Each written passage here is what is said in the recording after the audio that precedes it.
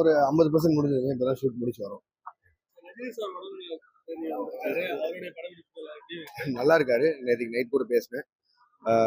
நான் அதை பத்தி நானே ஒரு கிளாரிட்டி கொடுத்தலாம்னு நினைக்கிறேன். ஏன்னா கிட்டத்தட்ட ஒரு மாசம் முன்னாடி நினைக்கிறேன். ஒரு மாசம் இல்லை 40 நாள் முன்னாடி இருக்கும். இந்த வைசாக் ஸ்கெடியூல் ஆரம்பிக்கிறதுக்கு முன்னாடி அப்ப சொன்னது சார் எங்ககிட்ட, இந்த மாதிரி அக்டோபர் இந்த 30ஆம் தேதி அவருக்கு ஒரு நான் சர்ஜிக்கல் ஒரு சின்ன ப்ராசஸ் இருக்குன்னு சொல்லி. ஏன்னா இது சாரை தாண்டி நிறைய ஸ்டார்ஸ் இருக்காங்க, வேற வேற ஸ்டேட்ல இருந்து எல்லாரோட டேட்ஸுமே இருக்கனால முன்னாடியே சொல்லியிருந்தார் ஒரு 40 நாள் முன்னாடி. ஸோ அதை வச்சு தான் பிளானே பண்ணியிருந்தோம். ஸோ அதனால அவருக்கு 30th சர்ஜரிங்கிறதுனால அந்த ப்ராசஸ்ங்கிறதுனால 28th அவரோட ஷூட் எல்லாம் முடிச்சு அனுப்பியிருந்தோம். அண்ட் 29th காலையில் இங்கே ரீச் ஆனாரு. உங்க எல்லாரும் மீட் பண்ணிட்டு தான் போனாருன்னு நான் நினைக்கிறேன். இங்க கூட உள்ள காரில் உட்காந்து ஆட்டோகிராஃப் எல்லாம் 2 பசங்களுக்கு எல்லாம் போட்டாரு நினைக்கிறேன். முடிச்சுட்டு ஈவினிங் போயிட்டு ஒரு அட்மிட் ஆனாரு. அந்த ப்ராசஸ் அப்படியே போயிருந்தது. அண்ட் அது எப்படி வைரல் ஆச்சுன்னு தெரியல. ஏன்னா நாங்களும் அங்கே ஷூட்ல இருந்தோம்.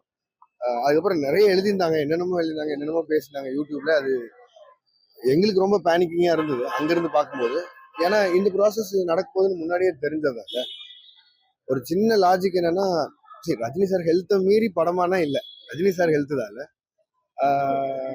அப்போ என்னன்னா, இப்போ அவருக்கு அந்த மாதிரி ஏதாவது ஒரு டிஸ்கம்ஃபர்ட் ஷூட்ல இருக்கும்போது நாங்கள் ஏதாவது ஃபீல் பண்ணியிருந்தாலும் ஏதாவது ஆயிடுச்சுனால என்டையர் யூனிட்டும் நேராக வந்து இங்கே ஹாஸ்பிட்டலில் தான் நின்றுருப்போம்.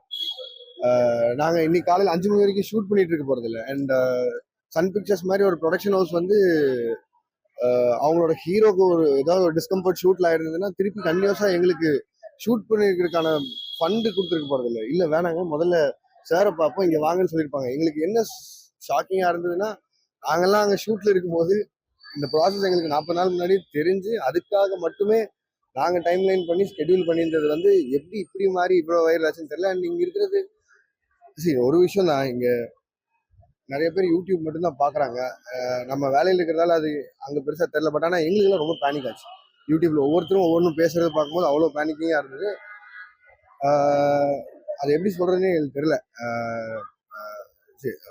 ரஜினி சார் எல்லாரும் செலிப்ரேட் பண்றோம், எல்லாரும் கொண்டாடுறோம். பட் திடீர்னு இப்படி யாராவது ஏதாவது பேசிட்டாங்கன்னா, அதுவும் எல்லாரும் பேசுறது ரொம்ப கான்ஃபிடென்ட்டா பேசுறாங்க. கிட்ட இருந்து இப்படி நெக்ஸ்ட் இருந்து பார்த்த மாதிரி பேசுறாங்க. ஏன்னா ஒரு 540 பேர் இங்கிருந்து நாங்கள் போயிருக்கோம் ஷூட்டுக்கு. இங்கிருந்து அங்கே போய் எங்களோட மனநிலையில என்ன ஆகும், இங்க இருக்கிறவங்க ஏதாவது பேசுங்க. ஏன்னா நாங்கள் எல்லாம் கிட்ட இருந்து பார்த்தோம். சாரோட ப்ராசஸ்க்கு நாங்கள் அனுப்பி விட்டதுக்கு இது என்னென்னமோ எழுதியிருக்காங்கன்னு நினைக்கும் ரொம்ப வருத்தமா இருந்தது. அதுதான் எங்களுக்கு ரொம்ப மன உளைச்சலா இருந்தது. நான் ஒன்று சொல்லிடுறேன். இப்போ இது சொன்னதெல்லாம் உண்மை இல்லை. இதை கொண்டு போய் எப்படியாவது மக்கள் கிட்ட ரீச் பண்ண பாருங்க, முடிஞ்ச அளவுக்கு. இது ஒன்றும் இல்லை, ரஜினி சார் ரொம்ப நல்லா இருப்பாரு. ரஜினி சார் வந்து எப்பவுமே அவர் சொல்ற மாதிரி அந்த அவர் சொல்றதுதான் நான் திருப்பி சொல்றேன். ஆண்டம் வரலால அவருக்கு ஒண்ணுமே ஆகாது, எதுவுமே ஆகாது. எங்களுக்கு தான் பேனிக் ஆகுது. ஒவ்வொன்றும் எழுதுறது பார்க்கும்போது தான் பேனிக் ஆகுது. எவ்வளவு தூரம் அவரை எப்படி நாங்க ட்ரீட் பண்ணி எப்படி பாத்துக்கிறோம், எப்படி கொண்டாடுறோம், எப்படி செலிப்ரேட் பண்ணி அது ஆடியன்ஸ் கொடுக்க வைக்கிறோம். இந்த வயசு அந்த மனுஷன் இவ்வளவு எஃபர்ட் போடுறது, ஒவ்வொரு செகண்டும் ஃபேன்ஸ் என்ன பண்ணுவாங்க, எப்படி யோசிப்பாங்க அப்படின்னு. பட் ஆனா இதுதான் பேனிக்கிங்கா இருந்தது உண்மையிலேயே. நான் இதை திருப்பியும் யூடியூபர்ஸ் ஆகட்டும், மீடியா ஆகட்டும், அதாவது ரெக்வஸ்டா மட்டுமே வச்சுக்கிறேன். யாரையும் பேனிக் பண்ணாதீங்க, யாரையும் ஏதாவது ஒன்று எழுதி பேனிக் பண்ணாதீங்க. ஏதாவது வேணும்னா இப்போ எங்களை ரீச் பண்ண பாருங்க. இப்போ சரி என்ன ரீச் பண்ண முடியல, சன் பிக்சர்ஸ் இங்கதான் இருக்கு, அவங்கள ரீச் பண்ணுங்க. ப்ரொடக்ஷன் சொல்லுவோம், என்ன நடக்குதுங்கிறத சொல்லுவாங்க. அவங்க சொல்றது அதிகாரப்பூர்வமா தெரிவிங்க, வேற ஒன்றும் சொல்றதுக்கு இல்லை.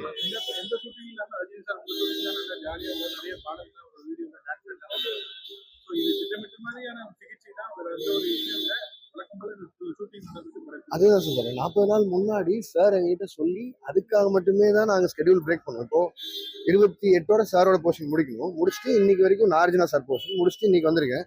இப்போ 10 நாள் பிரேக், ஏன்னா சாருக்கான அந்த ப்ராசஸ்னால. ஸோ திருப்பி அக்டோபர் 15th இருந்து ஷூட் ஆரம்பிக்கணுங்கிறது தான், இதுதான் ஸ்கெடியூல். இதுபடிதான் போறோம். இதுக்கு பின்னாடி எவ்வளவு ரெஸ்பான்சிபிள் எல்லாரும் வேலை செய்யணும், எவ்வளவு ரெஸ்பான்சிபிலிட்டி இருக்கு இதுல. அதான் எனக்கு எழுதி இருக்கிறது ஒவ்வொருத்தரும் பேசுறது பார்க்கும்போது மட்டும்தான் வருது.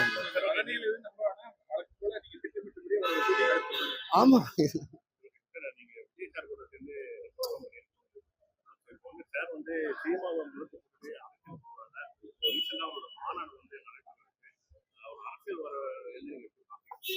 இல்ல நான் முன்னாடி இருந்து சொன்னதானா, நான் சொல்ற அளவுக்குலாம் நான் ஒரு ஆள் இல்லை. நான் விஜயனா எனக்கு பயங்கர க்ளோஸஸ் ஒரு ஆள் இல்லை. எப்பவுமே அவருக்கு வாழ்த்துக்கள் மட்டும் தான் சொல்லுவேன்.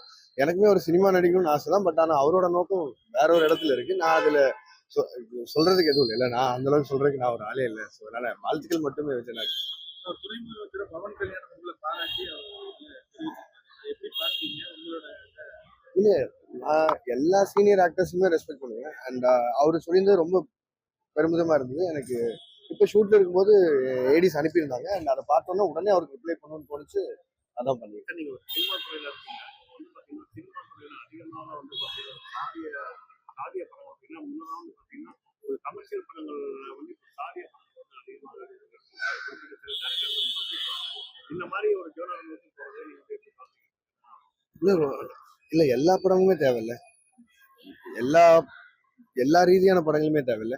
ஸோ அதனால எல்லாத்தையும் வரவேற்று தான் ஆகணும். நம்ம மக்கள் கிட்ட தானே இருக்கு முடிவு. அவங்க பார்த்தா சொல்லுவோம். நான் எல்லாத்தையும் வரவேற்கிறேன். எல்லா படங்களும் எனக்கு பிடிக்கும். பார்க்குறேன். நன்றி.